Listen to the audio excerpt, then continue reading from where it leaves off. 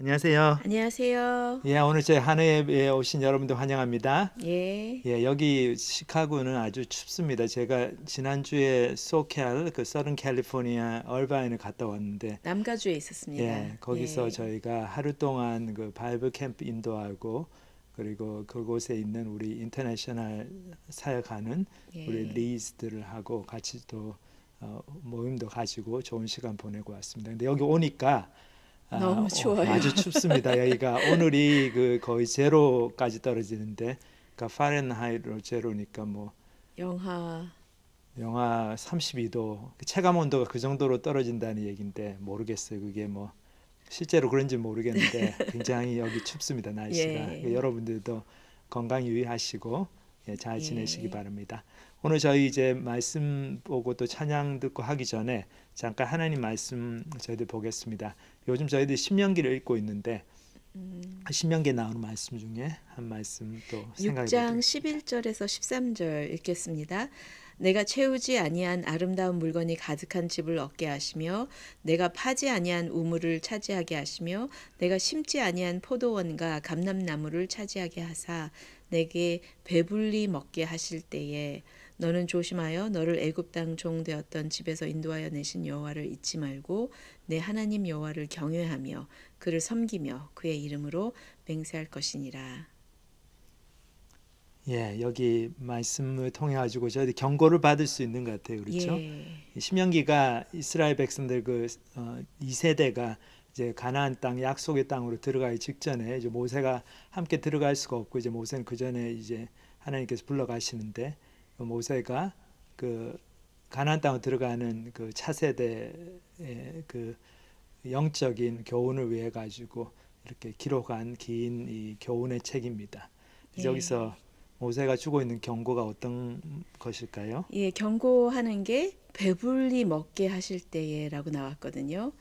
우리 인생이 좀 좋아질 때, 음, 좀 넉넉해지고 아, 이제 좀 살만하다 싶을 때, 배고픈 시절이 지나가고 배불리 먹게 됐을 때 막 집을 얻었는데 막 아름다운 물건들이 있고요.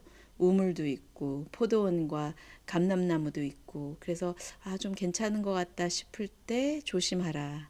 하나님을 잊지 말라라고 얘기하고 있습니다. 예, 그게 내가 잘나서 그렇게 모든 게 이루어진 게 아니고 소위 예, 세상 말로도 그러죠. 세상 사람들도 제가 뭐 열심히 했지만 또 운이 좋았습니다. 예, 하늘이 도와주셨습니다. 뭐 그런 얘기를 하는데 예, 저희가 믿는 분이든지 안 믿는 분이든지 그거 하나는 분명히 알아야 될 것 같아요. 인생이 내 마음대로 되는 게 아니고 내가 네, 노력하고 잘나가지고 이 모든 것을 이룬 게 아니라는 거 그쵸. 그거 하나 기억해야 될 것 같습니다. 예. 그래서 저희가 이렇게 좀 배가 부르게 될 때 좀 더 컴플레이닝이 많아지는 것 같기도 해요. 좀, 아유, 왜 이렇게 몸이 좀 피곤한 것 같고, 날씨는 너무 추운 것 같고, 좀 일이 안 되는 것 같고, 막 예, 기분이 왔다 갔다 하는 것 막 같고. 이렇게 기분이 왔다 아니 기분 왔다 갔다 하고 우울증 그런 거 물론 심각한 병이고 그거를 뭐 우습게 생각하라는 게 아니고 그 예, 치료받고 다 그렇게 해야 되는데 또 한편으로 생각해 보면은 저희가 어렸을 때는 그런 것들이 훨씬 적었던 것 같아요. 먹고 살기 힘들고 그럴 예, 때니까 제 친구가 그런 얘기를 하더라고 옛날에 야 철현아 우리 아버지 어머니 때는 허리 아픈 거는 병이 아니었을 것 같다 그런 얘기를 해요. 왜냐하면 다 허리가 아프니까. 허리가 예, 성한 사람이 아무도 없죠. 뭐 다 부엌에서 쭈그리고 앉아서 일하고 또 예, 농가 밭에 나와가지고 계속 쭈그리고 앉아서 일하니까 모든 사람이 허리 아프니까 그 허리 아픈 거를 그냥 안고 사는 게 그냥 정상이었죠. 그냥. 예. 제가 예. 이렇게 여기 시카고에 있으면서 날이 추우게 되면서 어렸을 때 생각이 많이 나더라고요. 저희 어머니가 연탄 이렇게 가시던 거. 연탄을 그게 한 장에 한 4시간밖에 안 가죠. 예, 그래서 근데 불이 다 꺼질 때 가면 안 돼요. 그러면 연탄 불 꺼트리면은 막 그것도 피우는데 두세 시간 예, 걸리거든요. 그러니까 한 3시간 무렵에 가가지고 갈아야 된다고 그러더라고요. 그러니까 예. 뭐 그래서 저희 어머님, 3시간 간격으로 아버님 일어나셔야 되는 이렇게 거죠, 밤에. 예. 일어나셔서 추운데 나가셔서 이렇게 고생하시던 그런 겨울을 생각해 보면서 아유, 제가 참 너무 복에 겨웠다라고 하나요? 예. 그 한국에 좋은 속담이 있죠. 그 호강에 겨워서 요강에 똥을 싼다. 좀 이렇게 운율이 맞죠. 호강에 겨워서 요강. 원래 요강이라고 하는 게 그냥 추울 때 밖에 화장실 가기 힘드니까 우리 나이 드신 분들 그냥 거기서 소변봇이라고 어린아이들. 해놓은 건데 어린아이들. 예. 근데 이제 호강에 겨워가지고 이제는 이제 똥을 놓아야 되는데 그것도 귀찮아가지고 거기 나가기 요강에 싫으면. 똥을 싼다 그런 얘기인데 진짜 저희들이 예. 편하려고 들면 한도 끝도 없는 것 같고 근데 하나님께서 은혜 주시고 저희한테 복을 주셔가지고 저희들이 나름대로 참 편하게 살고 있다는 걸 기억해야 될 것 같아요. 예. 그러면서 감사하는 마음으로 불평하지 않고 예. 그런 삶을 사시는 여러분들 되시기를 바랍니다. 저희들 이제 찬양 한 곡 듣고 부르고 오늘은 우리 어스틴에서 우리 샛배 형제님께서 요한복음 13장 후반부를 가지고 또 하나님 말씀 전해 주시겠습니다.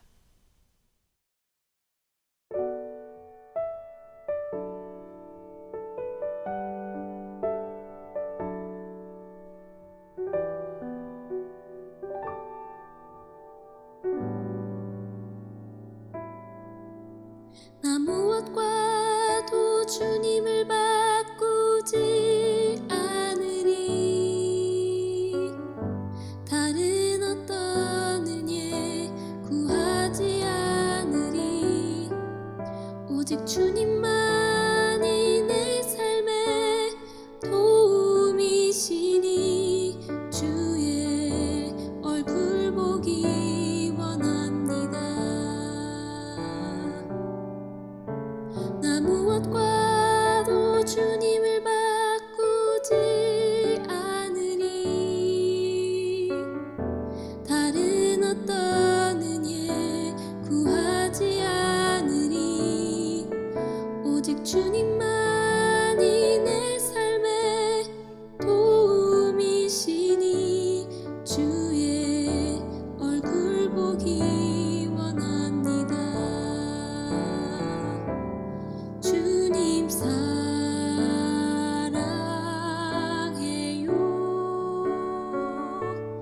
온 맘과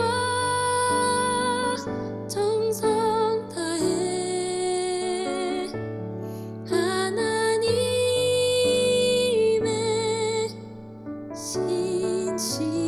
신실한 친구 되기 원합니다.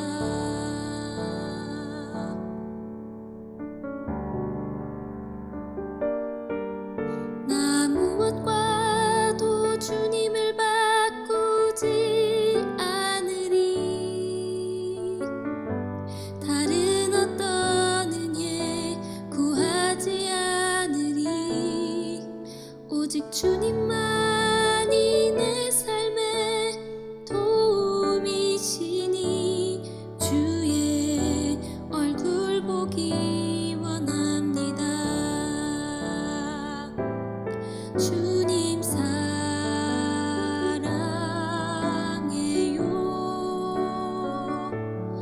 온 맘과 정성 다해 하나님의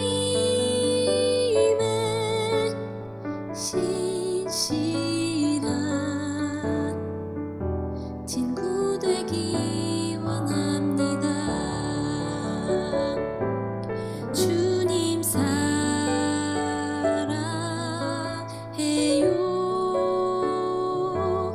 온 맘과 정성 다해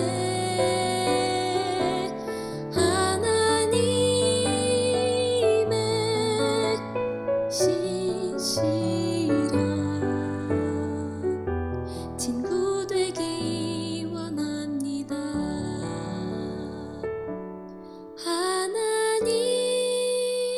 하나님의 신실한 친구 되기 원합니다.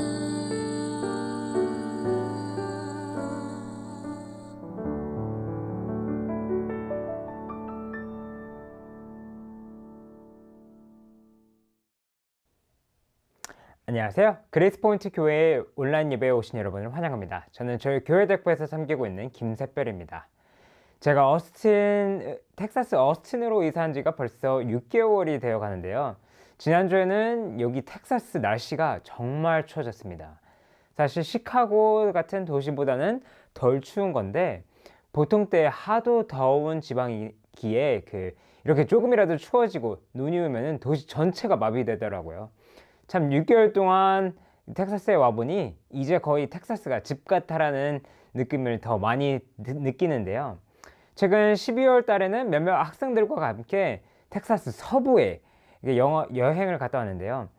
어스틴에서 서부까지 가는데 8시간이 걸리지만 텍사스 서부 지역의 국립공원을 3군데나 방문하면서 느낀 점이 와, 텍사스에도 아름다운 자연이 있구나 라는 생각이 들더라고요.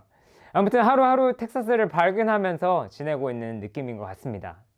자, 오늘 요한복음 13장을 계속 공부해 볼 텐데요. 지난주에 예수님께서 최후의 만찬 제자들에게 베푸시고 제자들의 발을 씻겨주시는 본문을 가지고 영재 형제가 말씀을 나눠주셨는데요. 학자들은 요한복음 1장부터 12장이 표적의 책이라고 하고 요한복음 13장부터 21장은 영광의 책이라고 말을 하는데요. 1장부터 12장까지는 예수님께서 많은 사람들에게 표적을 보여주시면서 그런 사역을 하셨지만 요한복음 13장부터는 자신의 죽음이 곧 다가올 것을 아시기에 12명의 제자들을 가르치시고 결국에 십자가에서 자신의 영광을 보여주시기에 학자들이 이렇게 책을 나누는 거라고 이렇게 들었습니다. 자, 그러면은 그 최후의 만찬이 어떻게 펼쳐졌고 예수님의 영광이 어떻게 나타나되었는지 같이 살펴보겠습니다. 요한복음 13장 21절부터 읽어보겠습니다. 예수께서 이 말씀을 하시고 심령이 괴로워 증언하여 이르시되 내가 진실로 진실로 너희에게 이르노니 너희 중 하나가 나를 팔리라 하시니 제자들이 서로 보며 누구에게 대하여 말씀하시는지 의심하더라. 예수의 제자 중 하나 곧 그가 사랑하는 자가 예수의 품에 의지하여 누웠는지라. 시몬 베드로가 머리짓을 하며 말하되 말씀하신 자가 누구인지 말하라 하니 그가 예수의 가슴에 그대로 의지하여 말하되 주여 누구니까? 예수께서 대답하시되 내가 떡 한 조각을 적셔다 주는 자가 그니라 하시고 곧 한 조각을 적셔서 가롯 시몬의 아들 유다에게 주시니. 자, 이 본문을 보면은 예수님께서 최후의 만찬 후에 제자들의 발을 씻겨주신 다음에 12명의 제자 중 한 명이 예수님을 발반할 것이라고 말씀하는 것을 볼 수 있는데요. 이 모든 제자들이 이런 충격적인 소식을 듣고 어안이 벙벙하게 있을 때 그 사이에 베드로와 요한 그리고 예수님과 요한 그리고 예수님과 유다 사이의 대화가 빼곡하게 여기서 이렇게 일어나는 것을 볼 수 있습니다. 정확히 무슨 일이 일어나고 있는지를 더 잘 이해하려면은 예수님과 제자들이 최후의 만찬을 어떻게 먹었는지 이해를 하면은 맥락을 이해하는 데 도움이 더 참 많이 됩니다. 예수님께서 사셨던 1세기 유월절 식사와 같은 특별한 잔치 식사는 일반적으로 이 그림에 나온 것처럼 U자형으로 상을 차려서 먹었다고 합니다. 이 상은 한국 전통 음식 상처럼 땅바닥에 앉아서 이렇게 먹을 정도의 높이인데요. 앞바다 아래로 이렇게 앉는 것이 아니라 거의 땅바닥에 누워서 몸을 식탁에 이렇게 왼팔로 기대서 오른쪽으로 이렇게 음식을 먹었다라고 합니다. 그래서 그 그림을 보면은 세 사람이 이렇게 같이 하나의 그릇을 공유하면서 먹고 또 다른 세 사람이 하나의 그릇을 공유해 먹고 이렇게 세 명이서 이렇게 쭉 이렇게 먹었다라고 하는데요. 보통 이러한 식사 자리에는 식사를 주관하시는, 그러니까 호스트 되는 분이 그 왼쪽 측면에 있는 탁자 중앙에 앉았다라고 이렇게 말을 합니다. 예수님께서 이 만찬을 주관하셨기에 아마 거기에 앉아 있었을 것입니다. 그리고 이 3절은 예수님께서 사랑하시던 제자, 즉 요한이 예수님의 품에 의지하여 누웠다라고 하는데요. 한마디로 요한이 예수님의 오른편으로 앉아 있기에 예수님이 계시는 왼쪽으로 이렇게 기대서 먹었다라는 것을 짐작할 수 있습니다. 그리고 24절에는 베드로가 배반자가 누군지 궁금했기에 머리짓으로 요한에게 배반자가 누군지 예수님께 물어보라고 하는 것을 볼 수 있는데요. 성경학자들이 아마 베드로가 오른쪽 측면 끝에 있어서 왼쪽으로 이렇게 기울여서 요한에게 사인을 주면서 이렇게 물어보라고 말하지 않았을까 그렇게 말을 합니다. 그리고 26절을 보면은 요한이 예수님의 가슴 쪽으로 이렇게 기대서, 그러니까 예수님께서 이렇게 왼쪽에 계시면은 뭐 이렇게 예수님 쪽으로 기대서 배반자가 누구인지 조용히 이렇게 묻자 예수님께서 자신이 적시는 떡 한 조각을 주는 사람이 배반자라고 대답하시고 나서 그 떡 한 조각을 적셔서 유다에게 주셨다라고 말씀을 합니다. 자, 여기서 놓치지 말아야 할 중요한 점이 뭐냐면요. 예수님께서 적신 떡을 바로 유다에게 건네주셨다라면은 그것은 유다가 예수님의 왼편에 있었기에 예수님께서 떡 한 조각을 유다에게 바로 줄 수 있었다라는 것입니다. 그런데 일반적으로는 식사를 주관하는 호스트 왼쪽 자리는 식사에 참석한 주빈 중 가장 중요한 귀빈을 위한 자리라고 이렇게 말을 합니다. 그때 예수님의 당시에. 거기에다가 떡 한 조각을 적셔서 다른 사람에게 주는 이것을 수업이라고 이렇게 말을 하는데요. 한마디로 그 떡 받는 사람을 위해서 뭐 건배하는 것과라고 비슷하다고 이렇게 보면 됩니다. 바로 식사의 주인이 귀빈에게 이렇게 그러니까 건배를 이렇게 한다라고 이렇게 생각을 하시면 되는 건데요. 한마디로 예수님께서는 최후의 만찬에서 유다를 귀빈으로 맞아서 식사를 하셨다라는 것입니다. 제가 결혼식이 일주일 정도밖에 안 남았는데요. 부모님을 비롯해서 결혼식에 오신 하객 여러분들께 감사와 사랑을 보여드리기 위해서 결혼식 피로연 마지막에 어떻게 말로써 감사의 말씀을 드릴 준비를 하고 또 어떤 분들을 상석에 모실지 생각을 많이 하고 있는데요. 확실히 특별한 날에 많은 분들이 참석하지만 조금 더 신경을 쓰면서 귀빈들을 귀빈석에 모시고 감사의 표현을 따로 한다라는 것이 다른 사람들 앞에서 이 귀빈이 얼마나 이 호스트에게 중요한 분인 것을 알 수 있게끔 하는 것이죠. 다시 본문으로 돌아가서 예수님께서 유다를 귀빈석에 주시고 떡을 주시는 것을 보면서 예수님께서 유다가 자신을 배반한 것을 아셨음에도 불구하고 자기의 원수인 유다를 끝까지 사랑하셨다는 것을 알 수 있습니다. 한마디로 유다에게 예수님의 사랑에 응답할 기회를 주신 것입니다. 지난주 1절 말씀에 6월절 전에 예수께서 자신이 세상을 떠나 아버지께로 돌아가실 때가 이른 줄 아시고 세상에 있는 자기 사람들을 사랑하시되 끝까지 사랑하시니 이렇게라고 말씀하는 것을 저희가 보았는데요.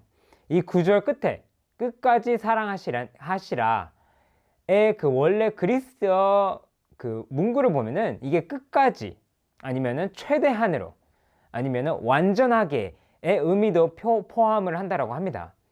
한마디로 예수님께서 배반하는 자까지도 포함한 예수님의 그 제자들을 끝까지 최대한으로 완전하게 사랑을 하셨다라는 것입니다.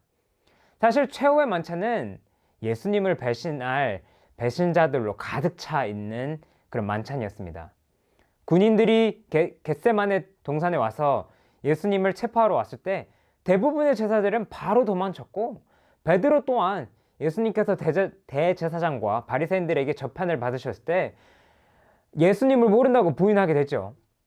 하지만 예수님께서는 이 제자들이 자신을 배반하고 부인할 것을 아시면서도 그들을 사랑하시는 것을 아끼지 않으면서 끝까지 온전히 사랑하셨다는 것입니다. 원수까지도 사랑하시는 예수님의 사랑을 보면서 우리가 우리의 삶 속에서 삶 속 사람들, 심지어 원수 같은 사람들과 어떻게 관계를 맺어야 할지 도전을 받고 결국에는 변화를 경험하게 됩니다. 저희가 삶 속에서 원수처럼 느껴지는 관계가 있지요. 인간적인 생각이라면은 뭐 이러한 원수를 증오하면서 배척하거나 뭐 그게 뭐 당연하게 느끼는데요. 아니면은 적어도 모르는 척하면서 무시할지도 모르겠네요. 하지만 환란의 순간에서 자신을 버리거나 고의로 자신을 배반한 제자들을 모두 사랑하신 예수님의 사랑의 예를 생각하시면서 이 예배를 참석하신 하나부 가족분들께서도 다른 사람들과 사랑을 나눌 수 있을 뿐만 아니라 심지어 원수까지 사랑하는 마음으로 변화되는 경험을 할 수 있으시기를 제가 기도하겠습니다. 자, 그러면 본문으로 돌아가서 27절부터 30절을 읽어보겠습니다. 조각을 받은 후에 곧 사탄이 그 속에 들어간지라. 이에 예수께서 유다에게 이르시되 내가 하는 일을 속히 하라 하시니 이 말씀을 무슨 뜻으로 하셨는지 그 앉은 자 중에 아는 자가 없고 어떤 이들은 유다가 돈계를 맡았으므로 명절에 우리가 쓸 물건을 사라 하시는지 혹은 가난한 자들에게 물건을 주라 하시는지 줄로 생각하더라. 유다가 그 조각을 받고 곧 나가니 밤이더라. 27절을 보면은 유다가 예수님으로부터 떡 조각을 받은 후에 사탄이 그에게 들어갔다라고 하는 것을 볼 수 있습니다. 그 전까지 유다는 예수님을 배반할 것을 생각만 했다라면은 예수님께서 최후의 만찬에서 계속해서 사랑하시는 모습을 보여주셨음에도 불구하고 예수님을 거절하고 예수님을 배반하는 데 마음을 굳히기로 결정을 한 것입니다. 자, 유다가 왜 예수님을 배반하기로 결정을 했을까요? 성경은 유다에 대해서 몇 가지 모습을 보여줍니다. 첫 번째로 누가복음 6장을 보면은 유다가 예수님의 12제자 중에 한 명으로서 정확히 명시되어 있지는 않지만 적어도 2년 이상 예수님을 따르면서 그러니까 예수님의 12제자로서 예수님께서 행하신 많은 기적들을 목격했을 뿐만 아니라 예수님과 함께 여행을 하면서 밥을 먹고 많은 시간을 보내는 것을 알 수 있습니다. 그리고 두 번째로는 요한복음 12장을 보면은 예수님과 제자들이 여러 지방을 두루 다니면서 양식도 사고 경비도 필요하니 유다가 그 돈깨를 맡았다라고 하는데요. 그런데 이 돈깨를 자신을 위해서 사용하기 시작했다라고 말을 합니다. 그리고 마지막 세 번째로 요한복음 7장 1절부터 8절을 보면은 마리아가 예수님께 그 값비싼 향유를 부었을 때 유다가 분개하면서 가난한 사람들에게 향유의 값을 쓸 수 있는데 왜 이렇게 허비하느냐 라고 이렇게 말을 하는 것을 볼 수 있습니다. 자, 여기서 예수님께 향유를 부은 마리아와 이것에 분개하는 유다의 정반대의 반응은 유다의 진정한 마음이 무엇인지를 보여주는 힌트인데요. 보통 값비싼 향수가 있다라면은 이렇게 손목에 뿌려서 이렇게 비빈 다음에 깃볼 뒤에 이렇게 비벼서 바른다라고 이렇게 배웠는데요. 몇 방울만 발라도 오랜 시간 냄새가 나지요. 근데 마리아는 값비싼 향유를 그냥 예수님 머리에다가 그냥 다 부었다라고 합니다. 아마 많은 향유가 예수님께 부어졌겠지만 아마도 많이 그 땅에 떨어졌을 것입니다. 하지만 마리아는 전혀 그것에 개의치 아니며 예수님을 향한 사랑을 아낌없이 쏟아 부었습니다. 한마디로 내가 얼마나 예수님을 위해서 표현했으면 예수님께서 그거에 대해서 얼마만큼 인정해 주시고 알아주실지 그런 계산이 전혀 없이 예수님을 사랑하며 표현을 한 것입니다. 하지만 그 반대로 유다는 그 돈이 어디에 쓰여질지를 바로 계산을 합니다. 이것을 경제학에서는 기회비용이라고 하죠. 한마디로 여러 가능성 중 하나를 선택했을 때 그 선택으로 인해서 포기해야 하는 가치를 비용으로 환산한 것을 말을 합니다. 바로 이것이 유다가 사는 삶의 철학이었을 것입니다. 유다는 예수님을 따르면서 내가 예수님을 계속 따르면 어떤 비용을 포기할 것인지 계속 생각했을 것입니다. 그렇기에 예수님을 은전 30전에 팔아서 더 이상 시간과 노력을 낭비하지 않고 예수님을 따르는 비용을 손절하게 된 것입니다. 학자들은 가롯 유다의 성 가롯을 보면은 그가 예수님을 따르기 전에 민족주의적 열광자였다라는 것을 암시하는 점을 주목을 합니다. 그렇기에 아마도 예수님께서 이스라엘을 로마의 통치에서 정치적으로 구원할 구세주가 되시면은 자기도 예수님 통치 아래 한 내각 자리를 얻기 위해서 바라지 않았을까 추측을 해볼 수 있습니다. 그러나 유다가 예수님을 따르면서 예수님이 자신이 원했던 강력한 구원자가 아니라는 것을 분명하게 깨닫게 됩니다. 다른 사람들의 발을 씻겨주는 것이 아니라 다른 사람들의 발을 씻겨주는 것이 너무나 천한 일이었기에 유대인들 종들은 아예 발 씻는 일을 거절할 정도였는데 예수님께서는 제자들의 발을 직접 씻겨주십니다. 그리고 예수의 그 세상의 죄를 위해서 자신이 십자가에서 죽어야 한다고 말씀을 하시는 것을 유다는 알게 됩니다. 예수께서 유다에게 계속 사랑을 보여주셨지만 다른 사람들의 발을 씻기시는 주님, 자신을 다른 사람들을 위해서 내어주시는 주님, 결국에는 십자가에서 죽으시는 주님을 따르고 싶지 않다라는 마음이 확고해진 것입니다. 그렇기에 유다는 예수님을 따르는 가치가 은전 30전보다 못하기에 은전 30전을 받고 예수님을 배반을 하게 되는 것입니다. 더욱 놀랍게도 본문 28절을 보면은 식탁에 앉은 사람 중에 유다가 예수님을 배반할 줄 아는 사람이 아무도 없었다라고 말씀하고 있습니다.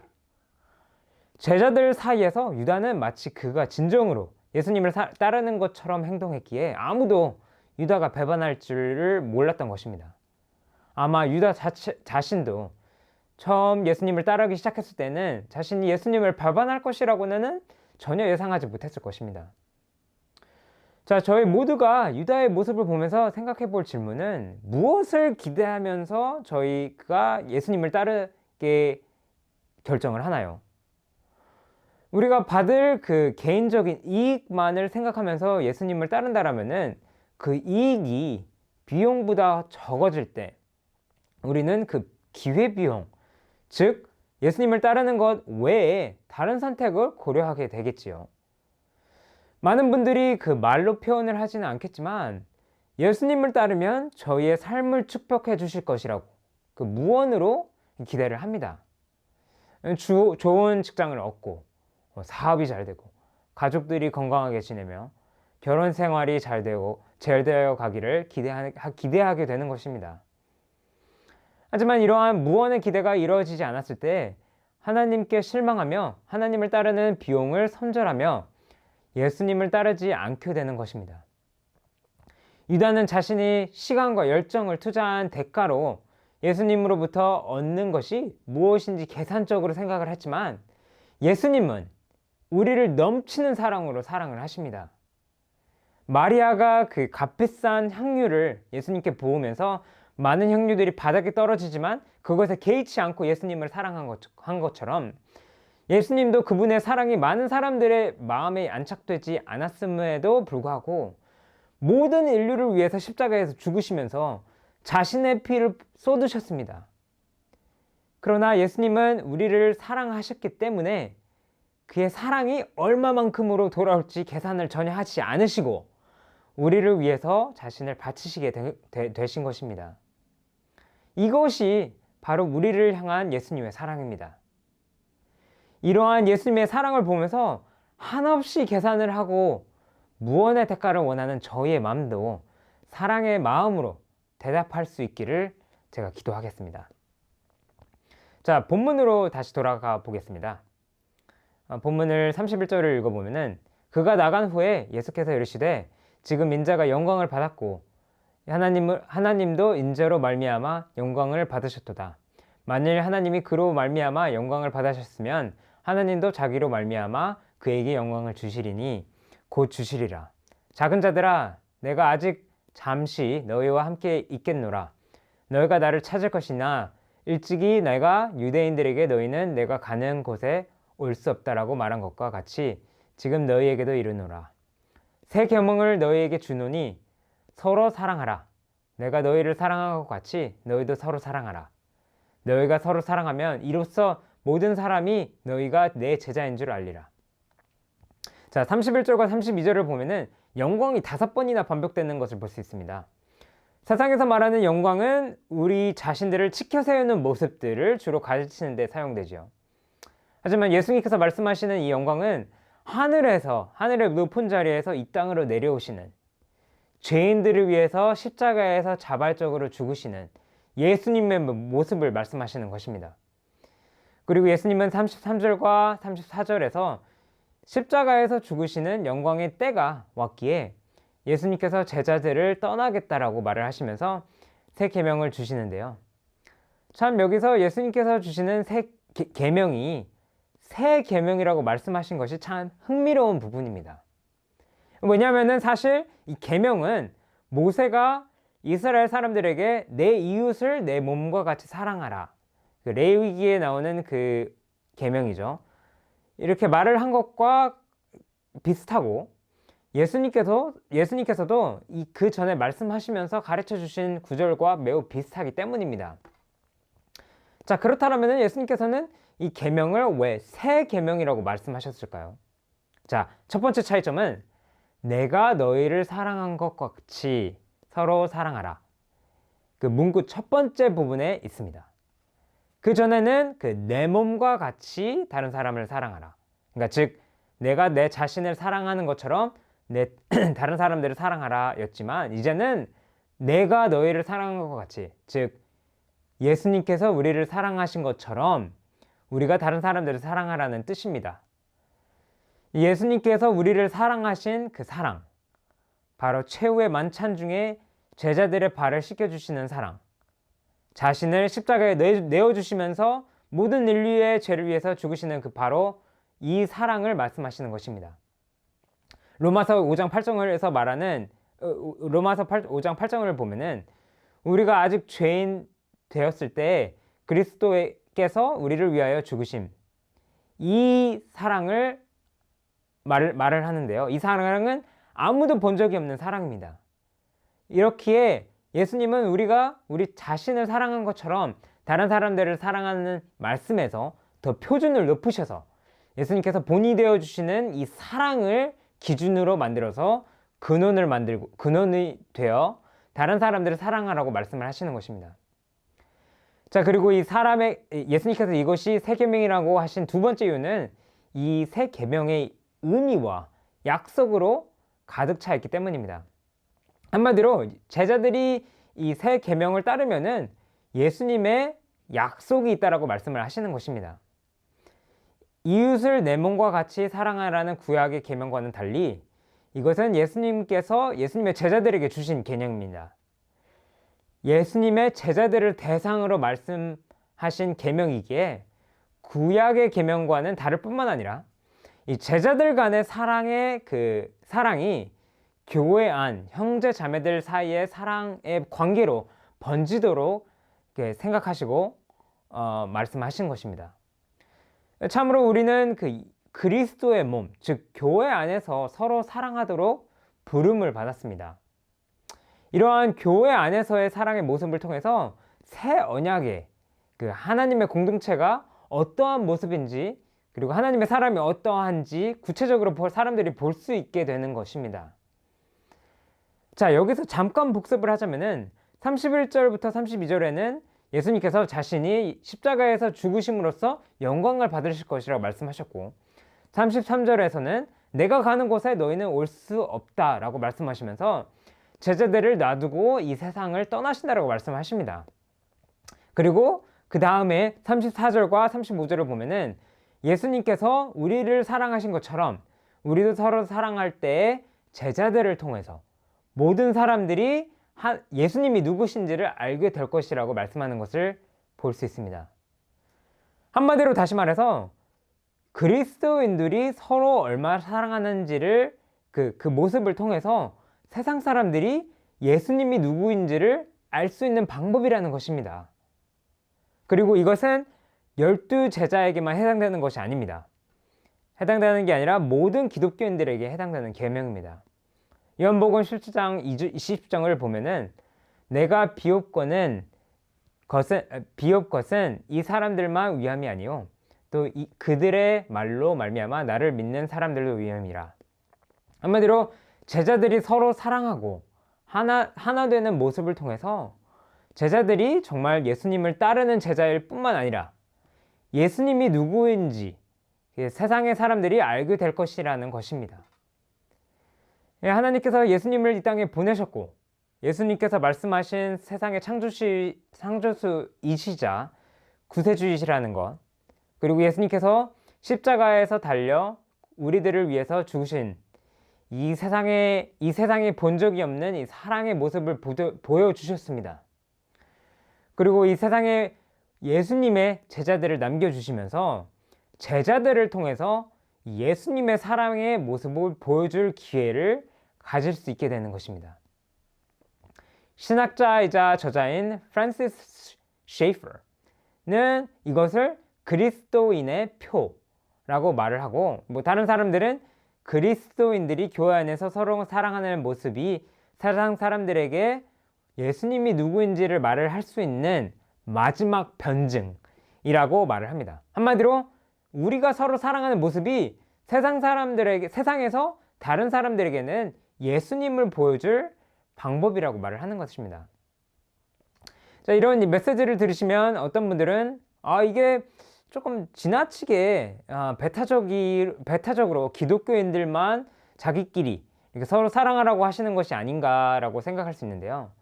자, 사실 예수님께서는 다른 기독교인들만 사랑하라고 하는 것이 아니라 기독교인이든 아니든 모든 이웃을 사랑하라고 말씀하셨기에 기독교인만 사랑하라고 생각하는 것은 오해이죠. 또한 그 기독교인에 대한 그의 강조와 그 우선순위는 그들이 서로 사랑하고 완전 하나가 되는 것에서 시작되는 것을 피할 수 없습니다. 아마도 교회 안에서 사람들을 사랑하고 믿음의 그 공동체에 깊이 뿌려내리듯이 그것이 열매를 맺고 마음이 자라서 그 성품으로 이렇게 다른 사람들에게 발전을 하죠. 그리고 당신의 마음에 사랑이 넘침으로써 우리는 복음을 다른 사람들한테 전해주면서 다른 사람들을 사랑할 수 있게 되는 것입니다. 요한일서 4장 7절부터 8절을 보면은 사랑하는 자들아 우리가 서로 사랑하자. 사랑은 하나님께 속한 것이니 사랑하는 자마다 하나님으로부터 나서 하나님을 알고 사랑하지 않는 자는 하나님을 알지 못하나니 하나님은 사랑이시니라. 한마디로 저희가 이러한 사랑하는 모습, 저도 처음 저희 교회에 대학교 2학년생으로 왔을 때 이 말씀에서 이야기하는 것을 정말 처음으로 경험했는데요. 저희 교회가 사도행전 2장에 나오는 초대교회의 모습을 닮아가려고 시간과 돈을 희생하면서 서로 사랑을 하는 모습과 많은 간증들을 드리면서 그 모습에 정말 놀랐습니다. 한 형제는 그 형제가 직장을 잃었을 때 같이 살고 있는 룸메이트 한 명이 집세를 충당하기에 충분한 돈을 몰래 그 형제 침대에 남겨줬다라는 이야기를 많이 들었고, 제가 들은 또 다른 이야기는 저희 담임 목사님과 사모님께서 결혼하셨을 때 그분들이 사역하고 있었던 그 대학교 남학생 8명이 같이 사는 집이 불이 나서 방금 결혼한 신혼부부지만 그 담임 목사님과 사모님께서 그 집을 열어주셔서 8명 되는 남학생들이 머물 수 있게 되었다라고 합니다. 참 대단한 것이죠. 저 또한 개인적으로 이러한 교회 안에서의 사랑을 많이 경험을 했는데요. 제가 대학교 2학년 때 십자인대를 다쳤는데요. 제가 다리 수술을 해서 마취해서 이렇게 깨어나고 있을 때 제 멘토분께서 제가 수술한 병원에서 저를 픽업하고 약국에 가서 약도 챙기시고 곰탕집에 가서 곰탕도 사다가 제 집에다가 이렇게 잘 도착해 주실 수 있게끔 도와주셨습니다. 제가 생각이 들었던 게 왜 이렇게 저를 이렇게 도와주시면서 챙겨주시는 것이지? 그럴 정도로 사실 사랑을 받았습니다. 하지만 꾸준히 교회 사람들을 섬기면서 사랑하시는 모습을 보면서 이분들이 정말로 예수님께서 말씀하시는 이 새 계명대로 새 계명대로 삶을 살려고 노력하시는구나 라고 깨달으면서 정말 개인적으로 도전이 많이 되고, 제가 그분들의 본을 배우면서 따라 살려고 이렇게 많이 하게 되었는데요. 자, 그렇다면 특히 이 메시지를 듣고 계시는 그리스도인 가족분들에게 이러한 예수님의 새 계명을 따르는 것이 우리에게는 실질적으로 무엇을 의미하고 어떤 모습으로 보일까요? 저희 한원부 가족분들께서 온라인으로 이렇게 참석해 주셔서 너무나 기쁘고 감사한데, 사실 집 근처에 교회가 있으시다라면은 집 근처 교회에서 다른 분들과 같이 교제하고 연결되는 점도 예수님의 이 계명을 실천할 수 있는 첫 단추가 될 수 있을 수 있습니다. 이미 근처 교회에서 참석하고 계시다라면은 사람들을 환영하거나 뭐 아니면은 맛있는 음식을 만들어 주시거나 뭐 기타 등등 다른 분들을 사랑하고 섬길 수 있는 방법을 찾아보는 것도 실질적으로 이 계명을 따를 수 있는 기회일 수도 있겠네요. 뭐 아니면은 교회를 통해서 하지 않더라도 교회 밖에서 삶의 필요를 느끼시는 뭐 다른 분들을 아신다라면은 구체적인 사랑과 보살핌의 손길을 보여주시면서 예수님의 계명을 조금이나마 체험하고 우리가 받은 그 예수님의 사랑을 다른 사람에게도 보여주실 수 있게끔을 제가 기도하겠습니다. 자, 그러면은 다시 본문으로 돌아가서 제가 본문을 읽어보겠습니다. 36절을 읽어보면은 시몬 베드로가 이르되 주여 어디로 가시니이까? 예수께서 가라사대 대답하시되 내가 가는 곳에 내가 지금은 따라올 수 없으나 후에는 따라오리라. 베드로가 이르되 주여 내가 지금은 어찌하여 따라갈 수 없나이까? 주를 위하여 내 목숨을 버리겠나이다. 예수께서 대답하시되 내가 나를 위하여 내 목숨을 버리겠느냐? 내가 진실로 진실로 너에게 이르노니 닭 올기 전에 내가 3번 나를 부인하리라. 자, 여기서 예수님께서 베드로에게 내가 가는 곳에 내가 지금은 따라올 수 없으나 후에는 따라오리라 고 하고 이렇게 말씀을 하십니다. 예수님께서 우리의 죄를 위해서 죽으시기 위해서 십자가로 향하고 계시기 때문에 베드로에게 지금은 예수님을 따를 수 없다라고 말씀을 하시는 것입니다. 그러나 37절을 보면은 베드로는 죽어도 예수님을 따르겠다고 열정과 각오로 예수님께 말을 하지요. 자, 참 예수님을 따르려는 그 베드로의 열정적인 마음, 사실 무척 우러러 볼 만한 모습입니다. 실제로 베드로는 군인들이 예수님을 잡으러 왔을 때 군인들과 싸워서 물리치려고까지도 했죠. 그리고 그 후에는 다른 제자들은 대부분 다 즉시 달아났어도 멀찍이 그 예수님을 따라갔습니다. 예수님이 적어도 베드로의 이런 열정을 인정하시지 않았을까 상상을 해볼 수 있는데요. 본문을 보면은 전혀 아닙니다. 예수님께서는 베드로가 예수님을 3번 부인할 거라고 바로 말씀을 합니다. 그리고 현실은 이 예수님의 말이 현실이 되는 것을 볼 수 있죠. 정말 열정적인 모습을 보였기에 그 베드로의 실패는 더 뼈아픈 경험이었을 것입니다. 자, 누가복음에서는 예수님께서 하신 말씀을 조금 더 들어볼 수 있는데요. 누가복음 22장을 보면은 그러나 내가 너를 위하여 내 믿음이 떨어지지 않기를 기도하였느니 너는 돌이킨 후에 내 형제를 굳게 하라. 비록 베드로가 예수님을 따르려는 진실한 열정을 보였지만 예수님은 이미 베드로가 자신을 부인한 것을 알고 계셨을 뿐만 아니라 베드로가 다시 복원되었을 때 다른 형제들을 굳건하게 하라는 비전까지도 이미 가지고 계셨습니다. 사실 이게 우리들에게 매우 공감이 많이 되는 말씀입니다. 우리가 예수님을 위해서 기꺼이 목숨까지 버릴 수 있다라는 열정이 있을 때가 있어도 현실에서는 실패하고 또 실패를 하죠. 예수님의 사랑에 대한 말씀을 듣고 우리 삶 속의 사람들을 사랑해야겠다라는 결심을 하지만 친구와 가족들의 사소한 행동에도 짜증을 내는 경험을 하죠. 아니면 일찍 일어나서 하나님의 말씀을 읽고 기도하겠다라고 이렇게 다짐을 하지만 현실에서는 자명종, 알람을 전혀 놓치고 아예 일어나지 못할 때도 있습니다. 아니면은 우리의 마음과 몸이 하나님께 쓰임을 받을 수 있도록 마음과 몸의 그 중독에서 자유로워지게끔 다짐을 하지만 우리는 다시 중독에 빠지기도 합니다. 그러나 예수님은 이미 용서와 회복의 계획을 염두에 두고 계셨습니다. 그리고 우리가 다시 회개하고 우리 예수님의 용서를 입었을 때 다른 형제들을 굳건하라는 사명을 주십니다. 사실 우리가 죄에 빠졌을 때 예수님의 용서와 은혜를 더 깊이 경험하게 되죠. 그렇기 때문에 사실 다른 사람들의 죄와 어려움에 공감하고 그들에게 예수님의 은혜를 상기시키고 그들을 굳건하게 하는 위치에 있을 수 있는 것입니다. 자, 예수님을 향한 열정의 순간이 있었지만 실패한 것 같고 자신감을 잃은 것 같거나 아니면은 그 열정을 다시 갖고 싶은 욕망마저 잃은 것 같다라고 느끼실지 모르겠습니다.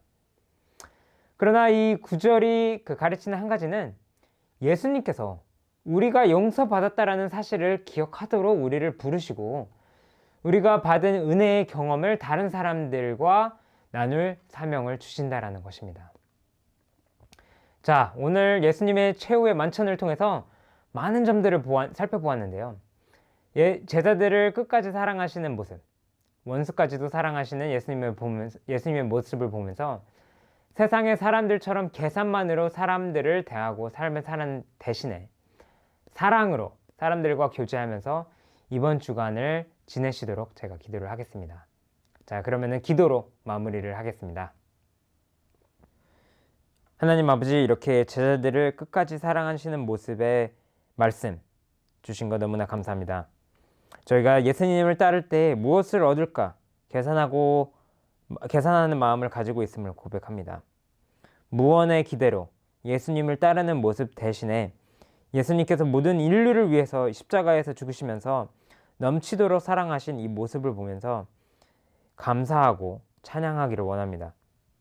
저희가 많이 부족하지만 저희들 삶 속에서도 예수님께서 저희를 사랑하신 것처럼 우리의 삶 속의 사람들을 사랑할 수 있기를 기도하며 이 모든 것을 예수님의 이름으로 기도드립니다. 아멘.